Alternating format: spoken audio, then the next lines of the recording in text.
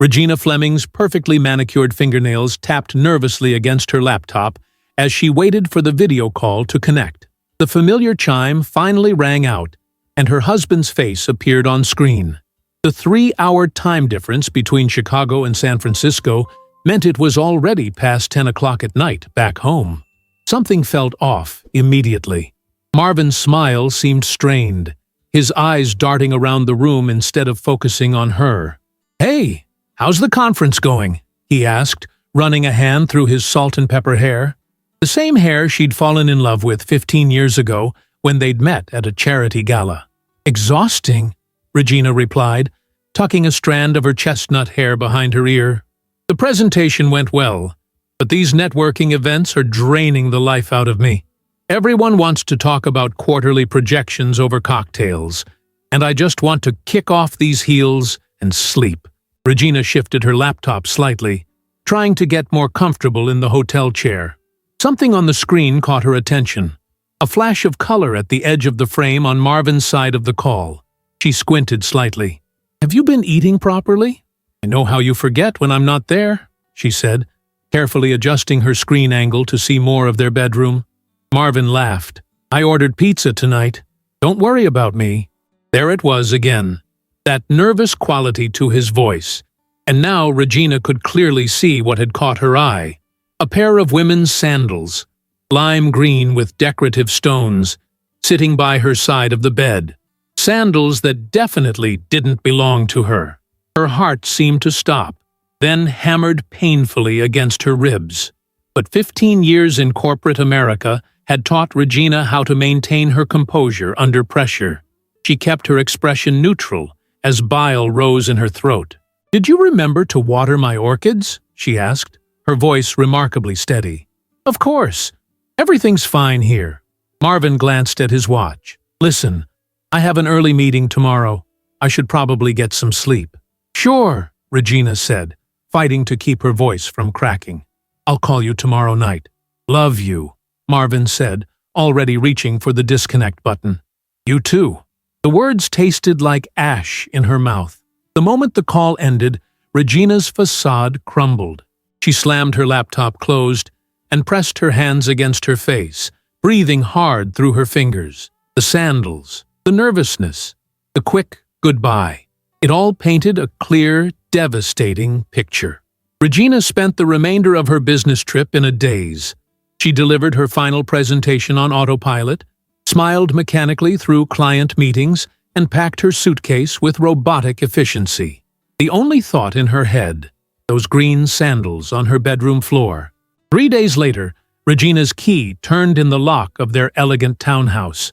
She'd told Marvin her flight would arrive in the evening, but she'd deliberately booked an earlier one. The house was empty when she arrived. Marvin was at work, or so he'd texted. Regina dropped her luggage in the foyer and went straight to their bedroom. She searched the room methodically, checking under the bed, in the closets, behind furniture.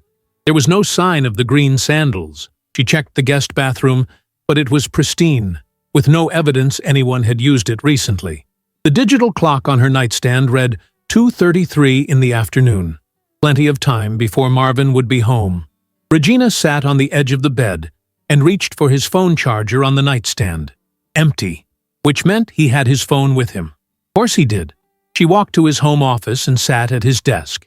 His laptop was password protected, but after 15 years of marriage, Regina knew all his passwords. It was a combination of his mother's maiden name and the year they got married. The laptop came to life, revealing dozens of open browser tabs. Regina closed them one by one until she noticed a tab for a messenger application. Marvin rarely used messaging apps. He preferred calling or texting. Her finger hovered over the mouse button, her stomach knotting with apprehension. She clicked. The app opened to reveal a conversation with someone named Sammy. The profile picture showed a young woman with platinum blonde hair and a pouty smile. Regina scrolled up through the messages, each one a knife to her heart. "Last night was amazing. Can't wait to see you again. I miss the taste of your skin. When is she leaving town next?" Regina's hands began to shake. She took out her phone and methodically photographed the screen, capturing message after message, each one more damning than the last. One exchange stood out. "I love our adventures together," Samantha had written. "You're the most exciting thing in my life," Marvin had replied. Adventures. The word burned itself into Regina's brain. She closed the laptop exactly as she had found it and returned to the living room, sinking onto the sofa. Her entire body felt numb except for a cold, hard knot forming in her chest. Regina picked up her phone and texted her best friend. "Diana, I need to see you. It's urgent." Then she went to the kitchen, opened a bottle of wine, and waited for her world to stop spinning. Diana Hammond arrived 45 minutes later, her Lexus pulling into the driveway with a spray of gravel. Regina watched through the window as her friend hurried up the front walk. Diana had been her rock since college, the one constant in Regina's life, even as career changes and relocations had pulled them in different directions. "What's wrong?" Diana asked the moment Regina opened the door. "You look awful." Regina led her to the living room, where she had lined up her phone with the screenshots next to the half-empty wine bottle. "Marvin's having an affair," she said flatly, her voice devoid of emotion. Diana's blue eyes widened as she scrolled through the images. "That bastard," she whispered. "Are you sure?" Regina explained about the video call, the green sandals, everything. As she spoke, the shock that had insulated her began to crack, and tears finally came, hot and bitter. "I gave him everything," Regina choked out. 15 years of my life. I supported him when his first business failed. I moved across the country when he got that job offer in Chicago. And this is how he repays me." Diana wrapped her in a fierce hug. "What are you going to do?" "I don't know." Regina wiped her tears with the back of her hand. "Part of me wants to confront him right now. Throw him out. Burn all his clothes on the lawn." "And the other part?" Diana asked quietly. Regina's eyes hardened. "The other part wants him to hurt like I'm hurting, to feel as betrayed and humiliated as I do right now." Diana was silent for a long moment, her gaze distant. Then she squeezed Regina's hand. "What if I told you I might have an idea? Something that would teach him a lesson he'd never forget?" "What are you talking about?" Diana hesitated. "You know how William and I own several businesses, right?" Regina nodded. Diana's husband was a famously successful entrepreneur with interests in everything from real estate to technology startups. "Well, one of our smaller ventures is an extreme sports company. Skydiving, specifically." Regina stared at her friend, confusion momentarily displacing her anger. "What does that have to do with anything?" A slow, dangerous smile spread across Diana's face. "Remember that message? About how they love their adventures? What if we gave them the adventure of a lifetime?" As Diana outlined her plan, Regina felt something shift inside her. The cold knot of betrayal began to transform into something else, a burning desire for justice, or perhaps revenge. "You're insane," Regina said, when Diana finished explaining. We could get in trouble." "No one gets hurt," Diana insisted. "Not physically, anyway. And they'll never be able to prove anything. Think about it. Every time he looks at her, every time they talk about adventures, they'll remember waking up falling from the sky." Regina pictured Marvin's face contorted with fear. She imagined Samantha's screams as they plummeted through the air. It was wrong, of course. Extreme. Perhaps even cruel. But when she thought about those green sandals beside her bed, in her home, in her sanctuary, Regina found she didn't care. "Okay," she said quietly. "Let's do it." Diana's eyes gleamed with excitement. "I'll make all the arrangements. You just need to make sure they're both here and incapacitated." "How am I supposed to do that?" Regina asked. Diana's expression turned serious. "I can get you something. A prescription sedative, strong enough to knock them out completely, but safe if used correctly." Regina raised an eyebrow. "And how exactly will you get that?" "William's other holdings include a private medical clinic." Diana waved her hand dismissively. "Leave that part to me." As Diana left with promises to put everything in motion, Regina stood alone in the living room, swirling the remaining wine in her glass. The plan was outrageous, possibly illegal, and definitely beyond the bounds of reasonable revenge. Yet, as she imagined Marvin and his young mistress waking up thousands of feet in the air, she felt something she hadn't experienced since seeing those green sandals. A sense of power. Regina finished her wine and began to plan her next business trip. 2 weeks passed in a blur of detailed planning. Regina arranged for another business trip to San Francisco, making sure to mention it repeatedly to Marvin. She noticed how his eyes lit up when she told him she'd be gone for 3 days, Friday through Sunday. His poorly concealed eagerness made her stomach turn. "I'll miss you," he said, kissing her cheek as she packed her suitcase on Thursday evening. "I'm sure you'll find ways to keep yourself occupied," she replied, her voice honey-sweet with hidden venom. Marvin didn't notice the edge in her words. The next morning, Regina kissed Marvin goodbye and wheeled her suitcase to her car with theatrical flair. She drove away from their home, but went only as far as Diana's sprawling lakeside mansion on the outskirts of the city.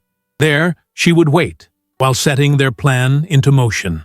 "Are you nervous?" Diana asked, pouring coffee in her sunlit kitchen. The view of Lake Michigan stretched out before them, the water glittering in the morning light. Regina's hands trembled slightly as she reached for her cup. "I'd be lying if I said no. But every time I start to reconsider, I remember those messages. And those damn green sandals." Diana slid a small bottle across the marble countertop. 2 drops in each glass of wine. It takes about 20 minutes to kick in. They'll be out for at least 3 hours. Regina stared at the innocuous-looking bottle. "And you're sure it's safe?" "Absolutely," Diana confirmed. "It's the same medication they use for certain medical procedures. They'll feel groggy afterward, maybe a mild headache, but nothing dangerous." Regina slipped the bottle into her purse. "And the skydiving part?" "All arranged," Diana said with a satisfied smile. "The instructors have been briefed. They're 2 of our most experienced guys. They think they're helping with an extreme bachelor party stunt. They've been told our clients want the ultimate thrill of waking up during a tandem jump." Regina nodded, trying to quiet the voice of doubt in her mind. "What about afterward? Won't Marvin and Samantha realize what happened?" Diana's smile turned mischievous. "That's the beauty of it. They'll be so disoriented, they'll have no idea how they got there. The instructors will stick to the story that they signed up for an extreme experience. Who would believe their claims about being drugged and kidnapped? They'd sound insane. And if they somehow trace it back to us?" Diana waved her hand dismissively. "They won't. The instructors don't know me. They were hired through managers, and the payment was made through a series of corporate accounts. It's untraceable." Regina took a deep breath. "Okay then, let's do this." At precisely 11 o'clock that morning, Regina called Marvin.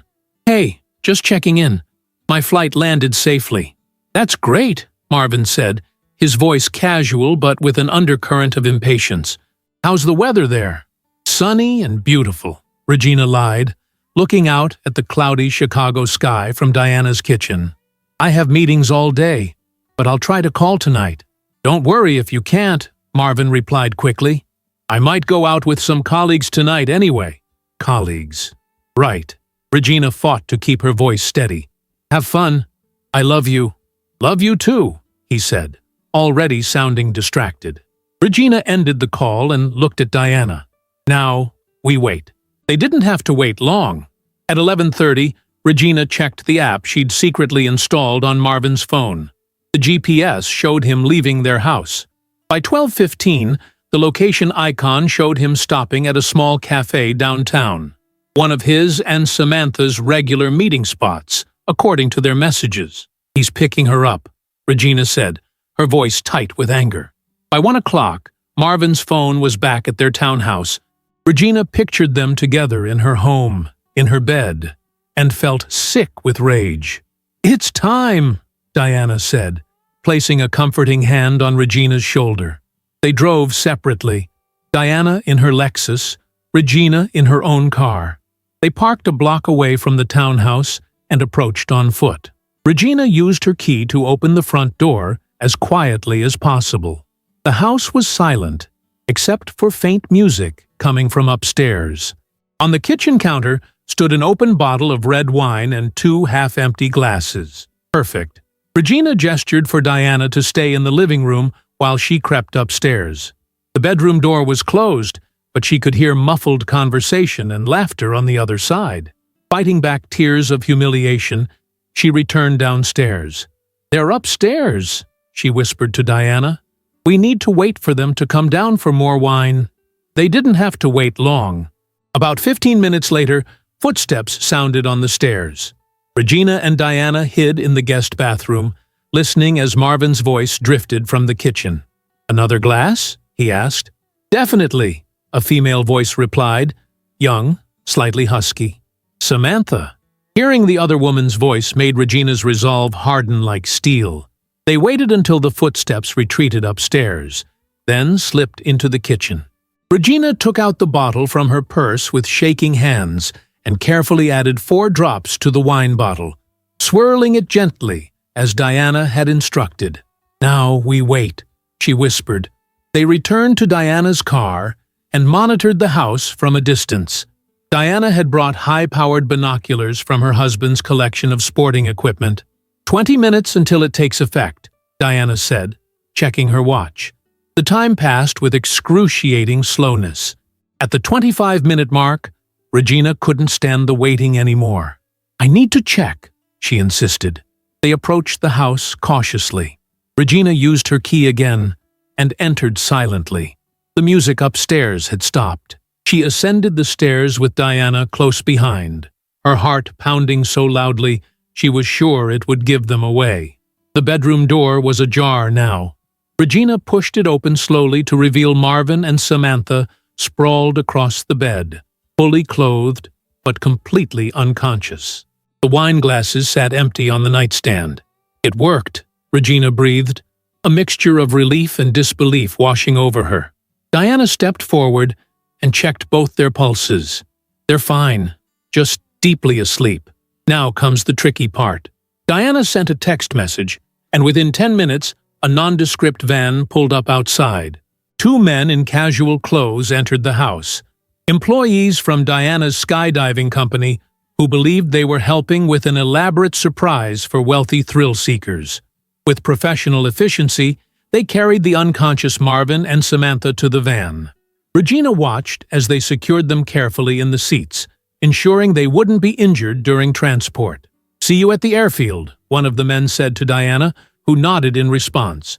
Regina stood in her driveway, watching the van drive away with her husband and his mistress. A part of her wondered if she had lost her mind. The rest of her felt a grim satisfaction. "Are you okay?" Diana asked, touching her arm gently. Regina nodded. "Let's finish this." They drove to a small private airfield about an hour outside the city. By the time they arrived, the technicians had already dressed Marvin and Samantha in skydiving gear. They lay on padded mats in a preparation room, still deeply unconscious, but breathing normally. "How much longer until they wake up?" Regina asked, looking down at Marvin's peaceful face. How dare he look so serene when he had shattered her world? "The medication should wear off in about an hour," Diana replied. "Perfect timing for the jump. The plane takes 30 minutes to reach altitude." Regina noticed the green sandals on Samantha's feet, the same ones she'd seen beside her bed during that fateful video call.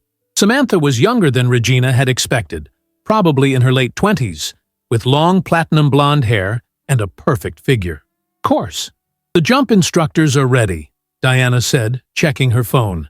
"They'll be harnessed to Marvin and Samantha for the tandem jump. Completely safe. They do this with nervous first-timers all the time."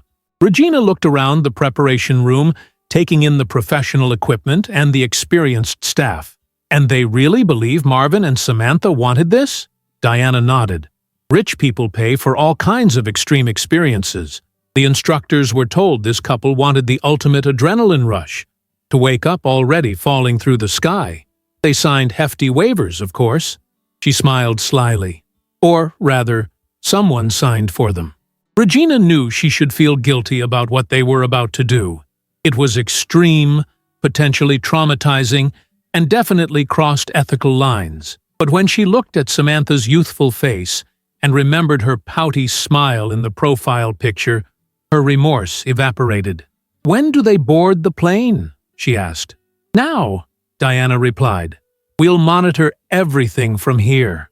She pointed to a bank of screens showing feeds from cameras mounted on the instructors' helmets. "We'll see exactly what they see, including Marvin and Samantha's faces when they wake up." Regina watched as the unconscious pair were carefully carried to the waiting aircraft. The instructors, professionals to the core, treated them with the utmost care, securing them properly to their own harnesses. 20-minute flight to altitude, Diana said, as the small plane taxied down the runway. Then the real show begins. They sat in Diana's car near the landing zone, watching the live feed on a tablet. The small aircraft climbed steadily through clear blue skies. Regina could see her husband's head lolling against the shoulder of his jump instructor. Samantha was similarly positioned with her instructor. Both were still unconscious, but Regina noticed Marvin's fingers twitching slightly. "They're starting to wake up," she said, her mouth dry. On screen, the jump door opened. Cold air rushed into the cabin. The instructors moved into position with their still groggy partners secured tightly to their fronts. 3, 2, 1, jump! Shouted the jump master. The instructors leaped from the plane in perfect form, their human cargo still only semi-conscious. The camera showed the ground far below as they entered free fall. The rushing air seemed to accelerate the waking process. On screen, Regina watched Marvin's eyes flutter open. For a moment, there was just confusion on his face, then pure, unadulterated terror as he realized he was plummeting through the sky. "What the hell?" His scream was picked up by the instructor's microphone, thin and reedy in the rushing wind. Beside him, Samantha was also awake now, her mouth open in a silent scream of shock before finding her voice. "Marvin, what's happening?" Regina watched, transfixed, as panic consumed them both. Marvin thrashed against his harness, while his instructor calmly reassured him. Samantha had progressed from screaming to sobbing, her makeup streaking down her face in the high-velocity wind. "Oh my God," Regina whispered, torn between horror and satisfaction. "They really have no idea what's happening." Diana laughed beside her, the sound sharp with vindication. "Didn't they want adventures? Well, here's one they'll never forget." On screen, the instructors deployed their parachutes. The sudden jerk as their descent slowed caused both Marvin and Samantha to scream again. As they drifted more gently toward the ground, Regina could hear the instructor's practiced patter. "Relax, sir. Everything is under control. You specifically requested the wake-up skydive experience. Best adrenaline rush money can buy." "I didn't request anything!" Marvin shouted, his voice cracking with fear. "I was at home. I was drinking wine." "Sir, you both came in this morning," the instructor replied calmly. "You said you wanted to be sedated for the flight up because you were nervous, but wanted to wake up during the jump for maximum impact. You signed all the waivers. This is insane." Samantha was crying now, mascara streaking her face. "I want to go home." "Almost there, ma'am," her instructor said soothingly. "Just enjoy the view. Most people pay thousands for this experience." Regina watched as the parachutes guided them safely to the landing zone. The moment they touched down, Marvin collapsed onto the grass, his legs apparently unable to support him. Samantha wasn't doing much better, sinking to her knees as soon as her instructor unhooked her. "What happens now?" Regina asked, unable to tear her eyes away from the tableau of her husband and his mistress, disheveled and disoriented on the grassy field. Diana smiled. "Now they try to make sense of what just happened. And we enjoy the show." Regina and Diana remained in the car, watching the aftermath unfold through binoculars and the tablet's live feed. The instructors had removed their helmet cameras, but Diana's position at the skydiving company had ensured discreetly placed cameras around the landing zone. Marvin struggled to his feet, his face ashen. His normally immaculate appearance was in shambles, hair wind-blown, clothes rumpled from the harness. Samantha looked even worse. Her platinum blonde hair had transformed into a wild tangle, and her carefully applied makeup had been reduced to dark smudges under her eyes. "This is completely unacceptable," Marvin was shouting at the lead instructor, who maintained a practiced, professional calm. "We were drugged, kidnapped. This is assault." "Sir," the instructor replied with patient confusion, "you both arrived at our facility this morning. You specifically requested our extreme wake-up experience. You said, and I quote, 'Even if we seem to change our minds or get cold feet, go through with it. We want the ultimate thrill.'"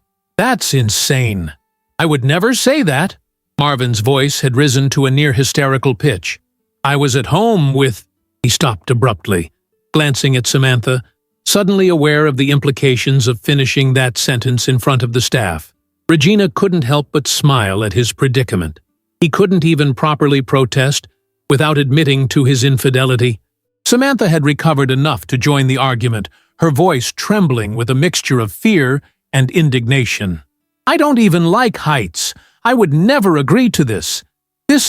Whatever this is." "Ma'am," another staff member interjected, holding a clipboard, "we have signed waivers from both of you. Standard procedure. We wouldn't have proceeded otherwise." "Let me see those." Marvin snatched the clipboard. Regina held her breath as he scrutinized the documents. Diana had assured her the forgeries would hold up under casual inspection. The signatures looked genuine enough that only a forensic expert would spot the difference. Marvin's expression shifted from anger to confusion. This looks like my signature, but I didn't sign this. I couldn't have." "And there's mine," Samantha said in disbelief, pointing at the paper. "But I don't understand. I was at Marvin's house. We were having wine." The instructors exchanged knowing glances, the kind reserved for difficult clients who regretted their impulse purchases. "Many of our clients experience a form of temporary amnesia due to the extreme adrenaline and unusual awakening," the lead instructor explained patiently. "It's actually quite common with the wake-up experience. Your memories should fully return within 24 hours. "This is ridiculous," Marvin exploded. "I'm calling the police." He patted his pockets, then looked around frantically. "Where's my phone? My wallet?" "All personal items are secured in lockers before jumps, sir," the staff member with the clipboard explained. "Safety protocol. They'll be returned to you before you leave." Marvin ran his hands through his disheveled hair. "I need to make a call. Now." "Of course," the instructor said. "You can use our office phone." As Marvin stalked toward the small office building, Samantha remained on the field, hugging herself and looking utterly lost. Regina felt an unexpected pang of sympathy for the young woman before hardening her heart again. Samantha had made her choices. "Who do you think he's going to call?" Diana whispered, still watching through the binoculars. "Me," Regina said with certainty. "He'll try to reach me first to check if I'm really in San Francisco." Sure enough, a few minutes later, Regina's phone lit up with an incoming call from an unknown number.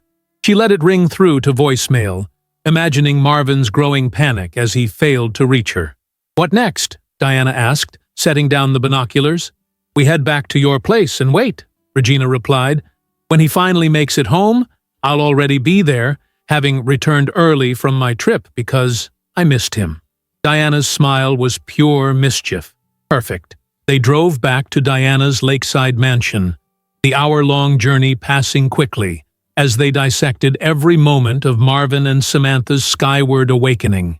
Regina found herself laughing, actually laughing, for the first time since discovering the affair. "Did you see his face when they jumped?" she asked, wiping tears of mirth from her eyes.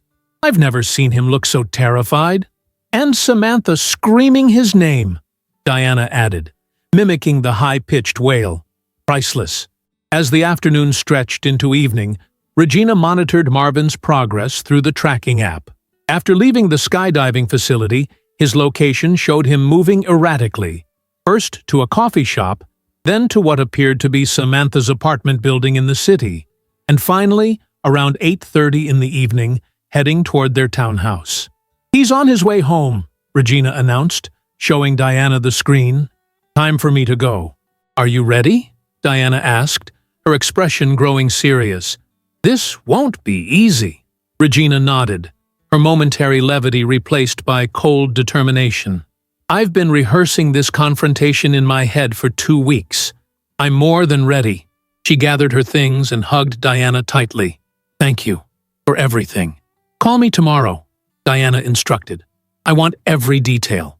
Regina arrived at the townhouse 15 minutes before Marvin, quickly unpacking her suitcase and arranging evidence of her early return from San Francisco. She placed her carry-on by the door and left her jacket draped over a chair, as though she'd just arrived. Then she sat at the kitchen table with a cup of tea, waiting. The sound of Marvin's key in the lock sent a surge of adrenaline through her body. Regina straightened her spine and composed her features into an expression of casual welcome. Marvin stumbled into the kitchen, freezing when he saw her. He looked terrible, exhausted, rumpled, and still bearing the lingering shock of his unexpected skydiving adventure. For a split second, confusion and panic flashed across his face before he recovered. "Regina?" he managed, his voice cracking slightly. "You're home early." "I caught an earlier flight," she explained, rising to kiss his cheek as though nothing were amiss. "My last meeting got cancelled, and I missed you." "Surprise!" Marvin accepted her kiss stiffly, his body tense. "That's wonderful. Are you okay?"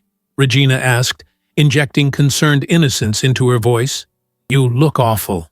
Marvin ran a hand through his still disheveled hair. I had a strange day." "What happened?" Regina guided him to a chair, playing the role of concerned wife perfectly. Marvin hesitated, visibly struggling with how to explain his day without incriminating himself. I went out for a drive and it's going to sound crazy, but I think I might have been drugged." "Drugged?" Regina widened her eyes in manufactured shock. "What do you mean? Should we go to the hospital?" No, Marvin said quickly. "I'm fine now. It's just, I have these bizarre fragments of memory. I think I might have been skydiving." Regina let her jaw drop. "Skydiving? You? But you're terrified of heights." "I know," Marvin agreed, looking relieved that she understood the impossibility of the situation. "That's why it doesn't make any sense. I would never voluntarily jump out of a plane." "Maybe you dreamed it?" Regina suggested. "Or maybe you watched a skydiving video that seemed real?" Marvin shook his head. "It felt real. Too real." He hesitated, then added, "And I wasn't alone." Regina felt a cold satisfaction as he walked straight into her trap. "Not alone? Who were you with in this vision?" Again, Marvin hesitated. "I'm not sure.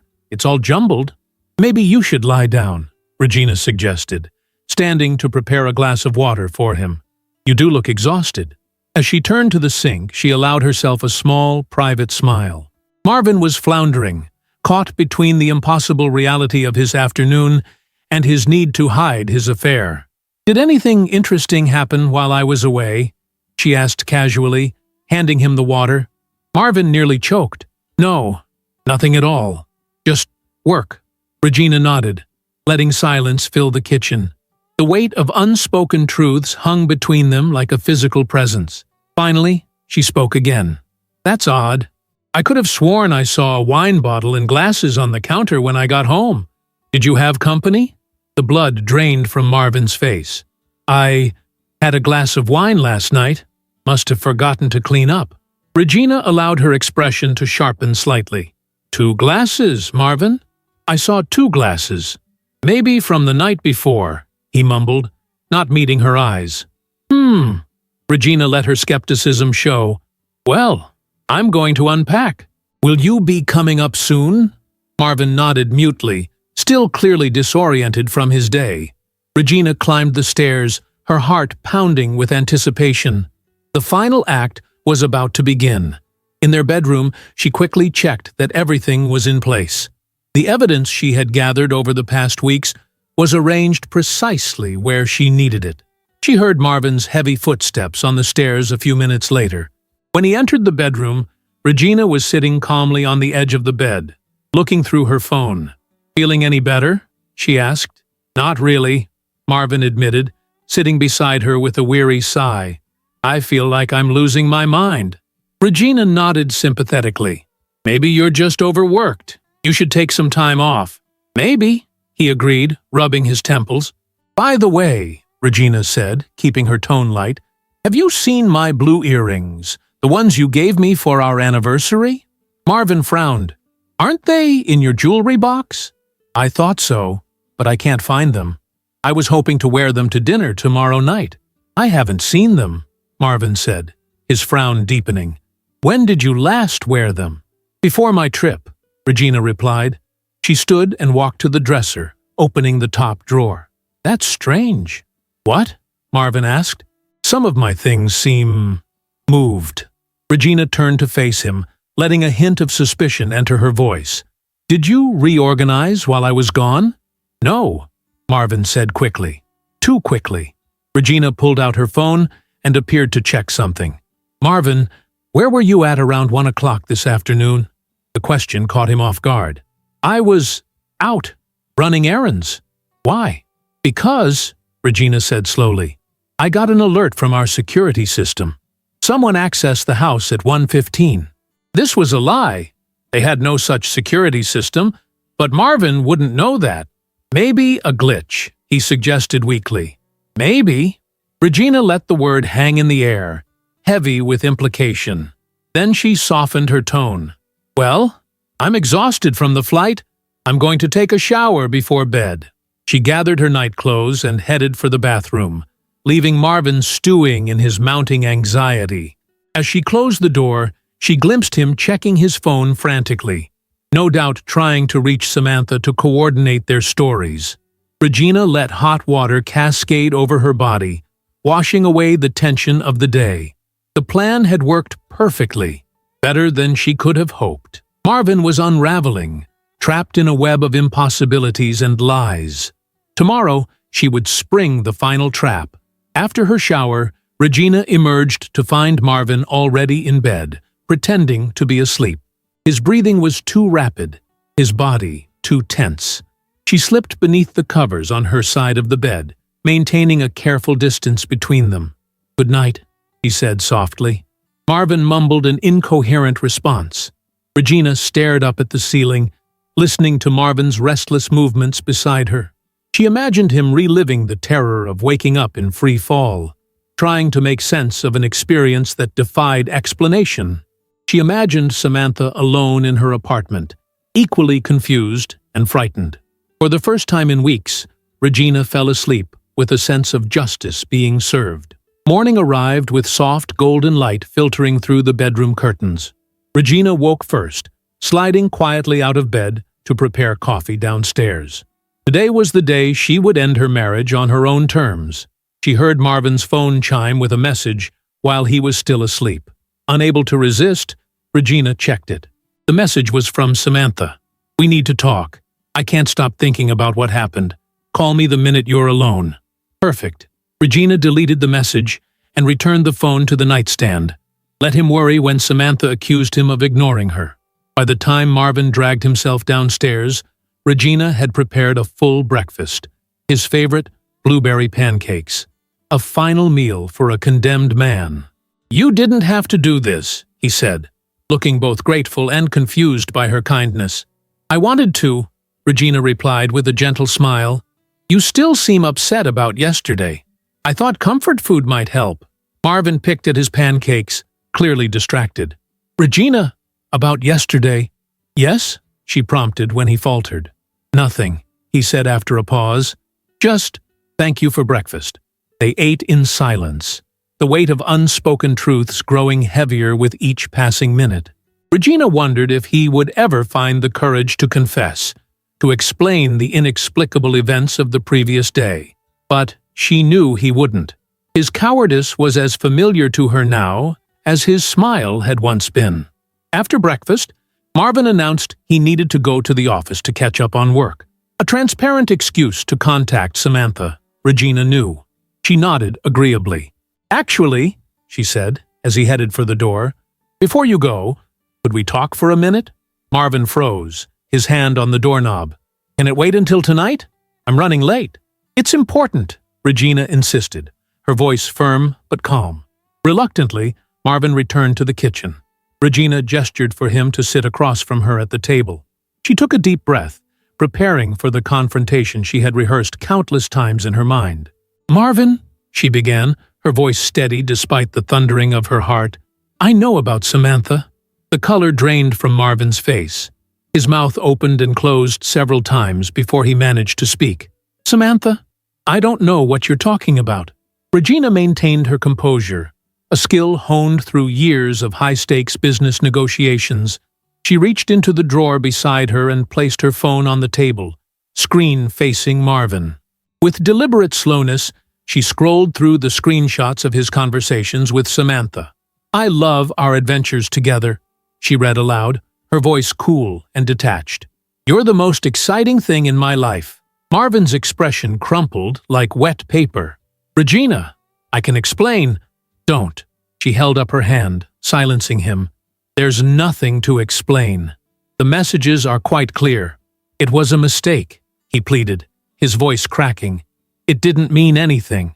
Regina laughed, a sharp sound devoid of humor. A mistake? Bringing another woman into our home, into our bed, while I was away? That's not a mistake, Marvin. That's a choice. A series of choices, made over and over again. Marvin's eyes widened. How did you— I saw her sandals during our video call, Regina explained, watching realization dawn on his face. Those ridiculous green ones with the stones. She left them by my side of the bed. Oh, God, Marvin whispered, burying his face in his hands. But that's not even the worst part, Regina continued, her voice growing harder. The worst part is that you've been lying to my face for weeks. Months, maybe? How long has it been going on, Marvin? When he didn't respond, Regina pushed her chair back and stood. The movement startled him, his head jerking up to watch her. 3 months, he admitted, his voice barely audible. But, Regina, please, I made a terrible mistake. I'll end it. We can work through this. Go to counseling. Regina shook her head, feeling oddly calm now that the confrontation was finally happening. No, Marvin, we can't, because I don't want to. You broke something that can't be fixed. Desperation flashed across his face. You can't just throw away 15 years of marriage over one mistake. One? Regina arched an eyebrow. Let's not pretend this was an isolated incident. The level of deception required to maintain an affair for 3 months suggests this is very much who you are. Marvin's desperation gave way to anger, his jaw tightening. And what about yesterday? The skydiving? That was you, wasn't it? Somehow, you did that to us. Regina allowed herself a small, satisfied smile. I have no idea what you're talking about, but it sounds like you and Samantha had quite the adventure. We were drugged. Marvin stood now too, his voice rising. We woke up falling through the sky? Do you have any idea how terrifying that was? We could have died, drugged, and kidnapped. Regina widened her eyes in mock concern. That sounds like something the police should investigate. Shall we call them? I'm sure they'd be very interested in what you and Samantha were doing at our house while I was supposedly in San Francisco. Marvin's anger deflated, as quickly as it had flared. You're cruel, he said quietly. I never thought you could be so cruel. And I never thought you could be so deceitful, Regina countered. I guess neither of us really knew the other. A heavy silence fell between them. Through the kitchen window, Regina could see their neighbors going about their Saturday morning routines, walking dogs, collecting mail, washing cars. Normal lives untouched by betrayal and revenge. What happens now? Marvin finally asked, his voice hollow. Regina had rehearsed this part carefully. You pack your things and leave. Today. The house is in my name. My inheritance from my father. You have no legal claim to it. And the business? Their joint marketing consultancy had been built over a decade, with clients across the country. You can keep your clients. I'll take mine. The company splits down the middle. Regina had already consulted with her attorney about this, ensuring the division would be clean and swift. "Where am I supposed to go?" There was a plaintive note in Marvin's voice that might have moved Regina once. "Not anymore." "That's not my problem," she said coldly. "Perhaps Samantha has room in her apartment, though after yesterday's adventure, she might not be so eager to see you." Marvin's expression darkened. "You really did orchestrate that skydiving nightmare. How? And why something so extreme?" Regina leaned forward, fixing him with an unflinching stare. "I have absolutely no idea what you're talking about. But if something like that did happen, perhaps it was the universe balancing the scales. Karma, some might call it." The doorbell rang, cutting through the tension. Regina glanced at her watch. "Right on schedule." "That'll be Diana," she said, straightening. "I asked her to come over for moral support. I suggest you start packing while we talk." Marvin remained seated, stunned into immobility. Diana was in on it too, wasn't she? The skydiving company. It's one of her husband's businesses. Regina simply smiled enigmatically and went to answer the door. Diana stood on the porch, elegant as always in designer jeans and a cashmere sweater. Her expression was a perfect blend of concern and determination. "How's it going?" she asked quietly, as Regina ushered her inside. "As expected," Regina replied. "He knows about Samantha, and he suspects about yesterday but can't prove anything." Diana squeezed her friend's hand supportively. "You're doing great. Where is he?" "Kitchen. Probably trying to figure out how to salvage his dignity." They entered the kitchen to find Marvin standing by the window, staring out at the garden Regina had meticulously cultivated over the years. He turned when they entered, his expression hardening at the sight of Diana. "Morning, Marvin," Diana said pleasantly. "Rough day?" He ignored the greeting. "It was your company, wasn't it? The skydiving place. That's how you two pulled it off." Diana raised her eyebrows in perfectly feigned confusion. "Skydiving? Marvin, what are you talking about? Are you feeling all right?" "Don't play dumb," Marvin snapped. "I know William owns that skydiving center. You drugged us and set the whole thing up." Diana exchanged a concerned glance with Regina. "I think the stress might be getting to him," she said sympathetically. "William's investment portfolio is extensive, but I'm quite certain it doesn't include any skydiving operations. That sounds rather niche." Marvin looked from Diana to Regina, doubt creeping into his expression. "But we were there. It happened. Samantha and I—" "Samantha?" Diana interrupted, her tone sharpening. "Who's Samantha, Marvin?" The trap was beautifully executed. Marvin realized too late that he had just confirmed the affair to an outside witness. He stammered, backtracking desperately. "A colleague. Just a colleague." "A colleague who goes skydiving with you?" Diana pressed, relentless. "How progressive of your office." Regina suppressed a smile at her friend's performance. They had practiced this scenario, anticipating every possible direction the confrontation might take. "I think you should start packing," Regina told Marvin, her voice firm but not unkind. "I've called a locksmith to change the locks at 3 o'clock. Marvin's shoulders slumped in defeat. Without another word, he trudged upstairs to their bedroom, soon to be just hers. Diana waited until his footsteps faded before grinning at Regina. "He's completely rattled," she whispered. "Did you see his face when I mentioned the skydiving company?" Regina nodded, feeling a complex mixture of satisfaction and sorrow. "He has no idea what's real anymore. Part of me almost feels sorry for him." "Don't," Diana said firmly. "He made his choices. Now he's living with the consequences." They moved to the living room, speaking in hushed tones while Marvin's movements echoed from upstairs, drawers opening and closing, the thump of suitcases being filled. "What about Samantha?" Diana asked. "Have you heard anything?" Regina shook her head. "Nothing directly, but I deleted a message from her this morning. She wanted to talk to Marvin about what happened yesterday." "She must be just as confused as he is," Diana mused, "waking up thousands of feet in the air with no memory of how she got there. I almost wish I could see her face when Marvin shows up at her door with his suitcases," Regina said with a grim smile. Something tells me adventures are the last thing she'll want with him now. A loud thud from upstairs made both women look up. Marvin appeared at the top of the stairs, struggling with two large suitcases.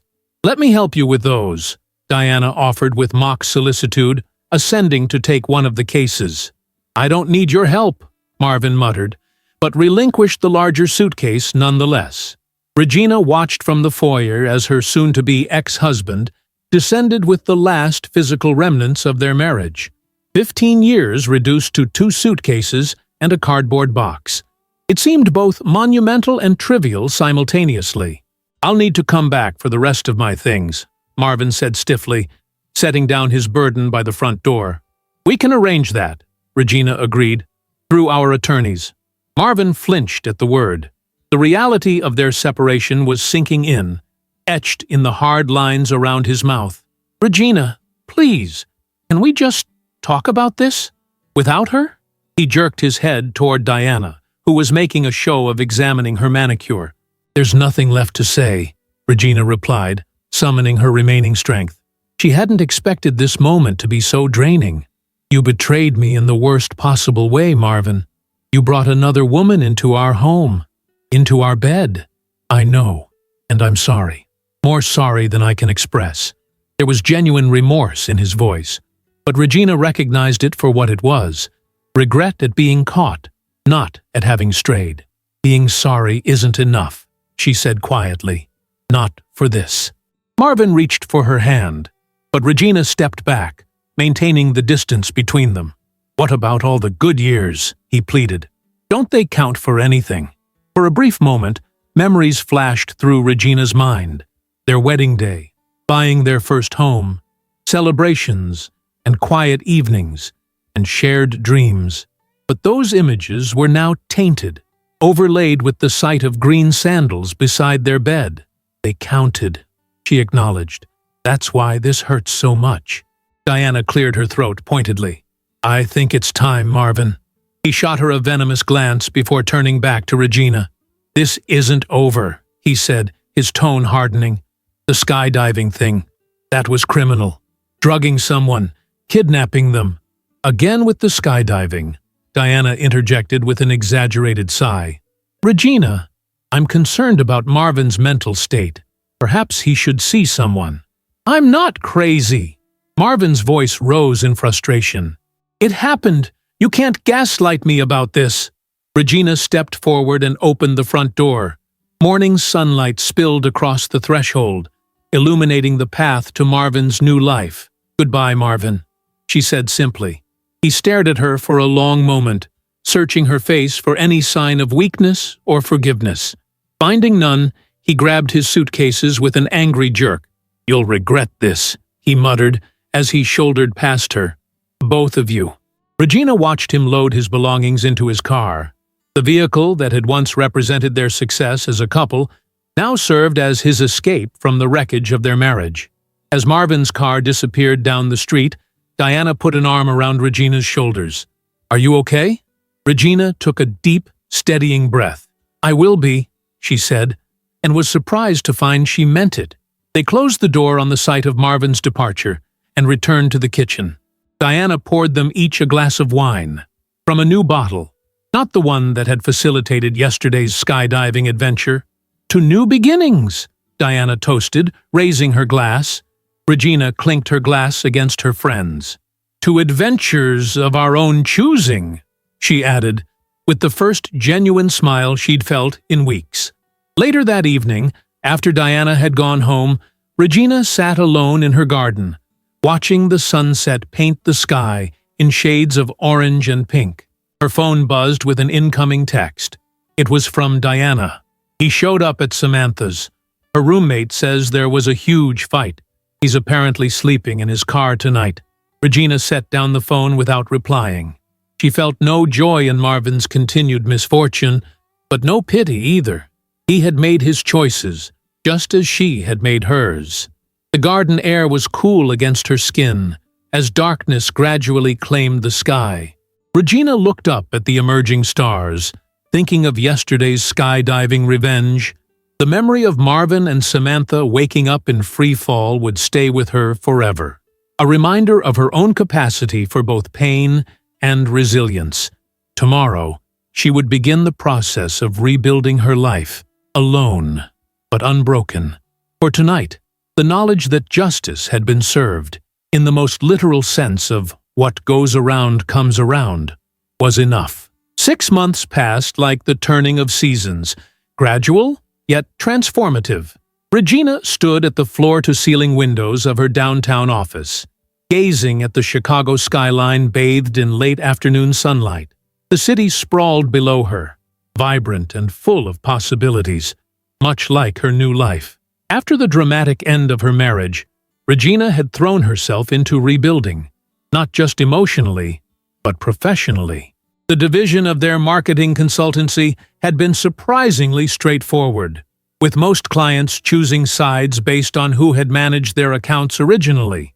What Regina hadn't anticipated was how liberating it would feel to run her own company, making decisions without compromise or consultation. Ms. Fleming, her new assistant, Thomas, appeared at the door. "Your 4 o'clock appointment is here." Regina smiled, smoothing the sleek lines of her tailored suit. "Send them in, please." Maud, the potential client, was a young tech startup with ambitious plans and an impressive prototype. Throughout the presentation, Regina felt a familiar thrill, the excitement of new challenges, new connections, new growth. When the meeting ended with a signed contract, she allowed herself a moment of pure satisfaction. This was what success felt like. Not the hollow achievement of maintaining appearances in a broken marriage, but the genuine fulfillment of building something authentic. As Regina packed her briefcase to leave for the day, her phone chimed with an incoming message from Diana. "Drinks at 7? The usual place?" Regina typed a quick confirmation. Their Friday evening cocktails had become a cherished ritual over the past months, a time to unwind, celebrate victories, and occasionally reminisce about the skydiving revenge that had marked the beginning of Regina's new chapter. The upscale rooftop bar overlooked Millennium Park, offering breathtaking views of the city, transitioning from day to evening. Diana was already there when Regina arrived, holding court at their favorite corner table. "There she is!" Diana exclaimed, rising to embrace her friend. "The marketing genius who just landed the Vertex account." Regina laughed, setting down her purse. "News travels fast." "William heard it from someone on their board," Diana explained, gesturing to the waiter for another round of drinks. "Apparently, you blew the competition out of the water." "It felt good," Regina admitted, accepting the champagne flute the waiter presented. "Really good." They clinked glasses in celebration, the bubbles catching the warm lighting of the bar. For a moment, they sipped in companionable silence, enjoying the view and the comfortable rhythm of their friendship.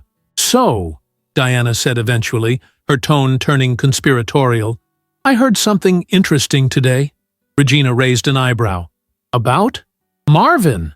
Diana watched Regina's face carefully for any sign of distress. 6 months ago, the mere mention of his name would have sent shards of pain through Regina's heart. Now, she felt only a mild curiosity, like hearing about a character from a book she'd read long ago. "What about him?" she asked, genuinely unbothered. Diana leaned forward.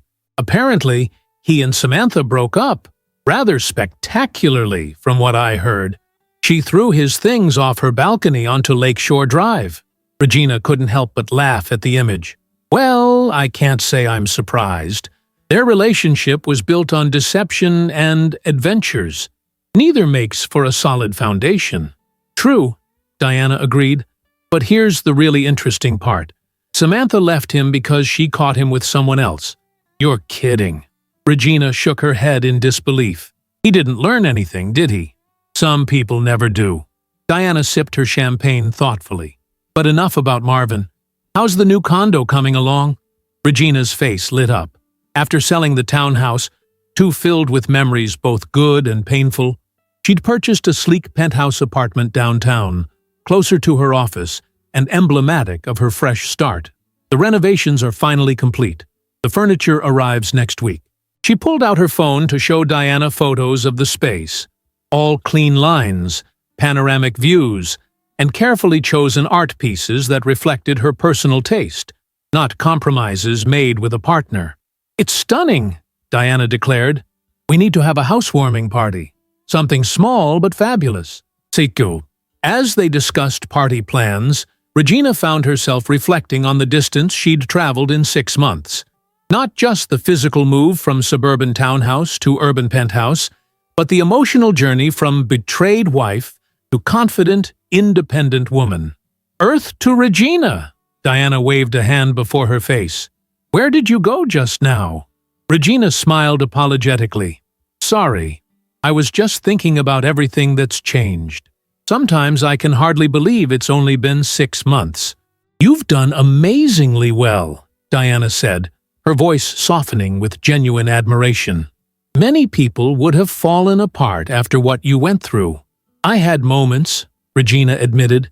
"Those first few weeks after Marvin left, there were days I could barely get out of bed." "But you did," Diana reminded her. "And look at you now." The conversation shifted to lighter topics. An exhibition Diana wanted to see, a new restaurant they should try, William's latest business venture. As the evening progressed and the city lights below them grew more brilliant against the darkening sky, Regina felt a profound sense of contentment wash over her. Later, as they were preparing to leave, Diana asked the question Regina had been expecting for months. "Do you ever regret it? The skydiving thing?" Regina considered this carefully.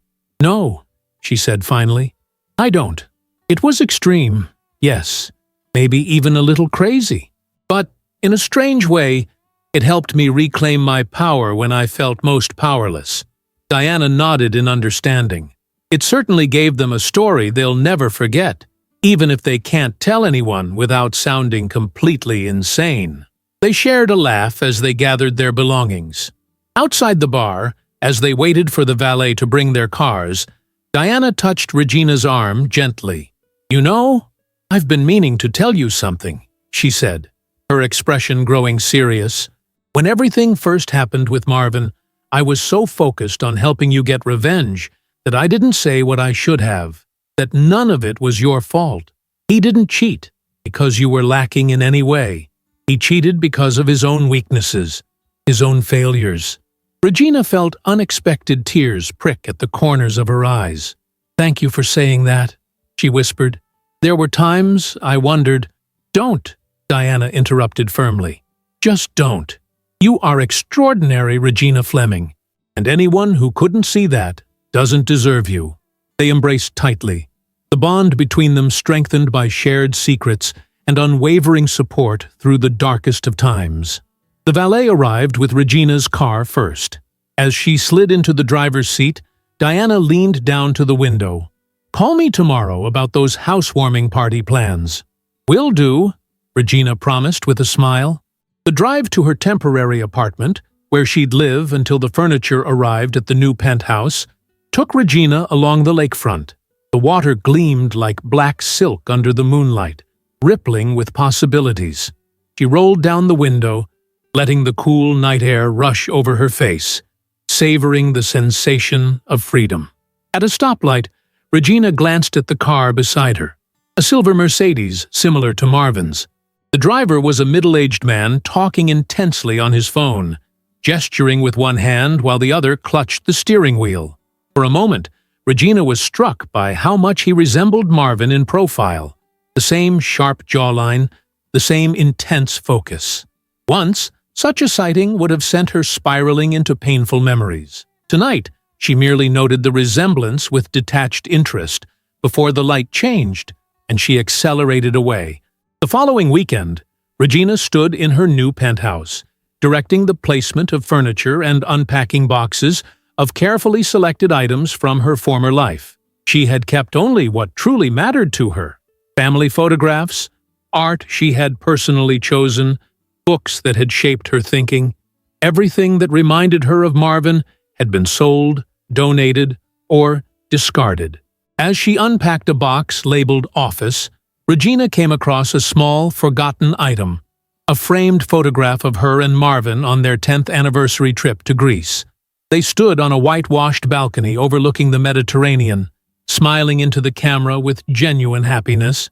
Regina studied the image, searching her heart for the pain that had been her constant companion in the early days after discovering his betrayal. To her surprise, she felt only a gentle melancholy, an acknowledgement of what had been lost, but without the searing anguish that had once accompanied such memories. She placed the photograph back in the box, not to keep, not to display, but to remind herself later of this moment, the moment she realized she had truly moved on. The housewarming party the following Friday evening was everything Regina had hoped for, intimate yet lively, filled with friends who had supported her through the difficult transition and new acquaintances who knew her only as she was now, successful, independent, and content in her own skin. Diana arrived fashionably late, bearing an extravagant orchid arrangement and a bottle of vintage champagne. "Only the best for new beginnings," she declared, kissing Regina on both cheeks. As the evening progressed, Regina found herself drawn into conversation with one of Diana's friends, a distinguished architect named James, who spoke passionately about sustainable design and asked thoughtful questions about her marketing work.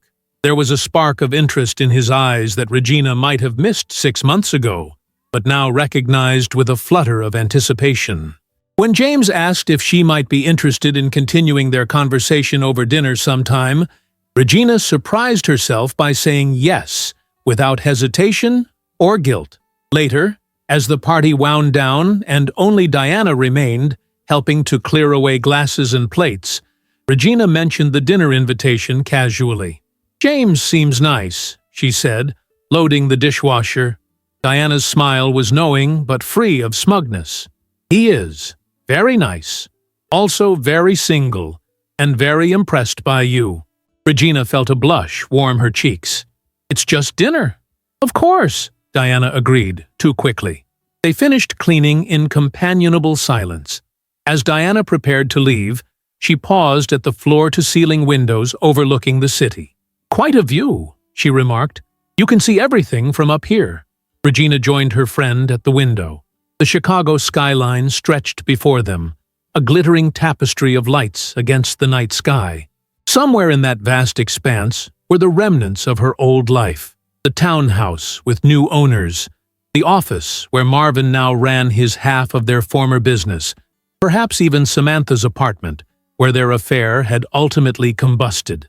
But from this height, those details were indistinguishable, just tiny points in a magnificent, sprawling landscape of possibility. "Yes," Regina agreed softly. "You really can." Diana squeezed her hand. "You know what I was thinking about the other day? That moment when Marvin and Samantha woke up falling through the sky? Can you imagine the absolute shock?" Regina laughed, the sound bright and genuine. "I still wish we had a recording of their faces." "The ultimate wake-up call," Diana quipped. "In more ways than one," Regina added. "For all of us, really." After Diana left, Regina returned to the window alone. She pressed her palm against the cool glass, feeling the subtle vibration of the city below. Alive, dynamic, constantly reinventing itself, just as she had done. The free fall of discovering Marvin's betrayal had been terrifying. For a time, Regina had felt as though her entire life was plummeting uncontrollably toward disaster. But somewhere during that descent, she had found her parachute, her inner strength, her resilience, her capacity to not just survive, but thrive in the aftermath of devastation. Unlike Marvin and Samantha, who had awakened to find themselves plunging through the sky with no warning and no preparation, Regina had learned to embrace the fall, to spread her arms wide and feel the rushing air not as a threat, but as the breath of new life entering her lungs. The skydiving revenge had been perfect in its poetic justice, forcing those who sought adventure through deception to experience the ultimate adrenaline rush, the ultimate loss of control. But the true victory hadn't been watching them fall. It had been discovering that she could fly. Regina turned away from the window and surveyed her new home. Sleek, elegant, entirely hers. Tomorrow would bring new clients, new challenges, perhaps even the beginning of a new relationship. But tonight, in this moment, she was complete in herself.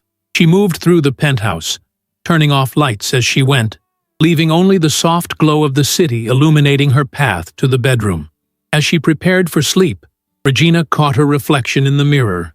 The same chestnut hair, the same determined eyes, but with a new serenity in her expression, a confidence that radiated from within. "Not bad, Fleming," she whispered to her reflection. "Not bad at all." That night, Regina slept deeply and dreamlessly in her new home, high above the city where her life had shattered and reformed. Outside her windows, stars wheeled slowly across the sky, distant, brilliant reminders that sometimes the greatest adventures begin not with a betrayal or a revenge, but with the simple, courageous act of letting go. And when Regina woke the next morning to sunlight streaming through her bedroom windows, she felt something she hadn't expected when this journey began. Not just the absence of pain, but the presence of joy. Pure, uncomplicated joy at the prospect of the day ahead, the life ahead. She had fallen, yes, but she had also learned to soar. If you enjoyed the story, leave a like and subscribe to the channel. And drop a comment below. What city are you watching from? And if your heart tells you to, feel free to leave me a tip on Buy Me a Coffee. Just check the first pinned comment. Thanks for keeping me company and for the coffee, and I'll see you in the next story.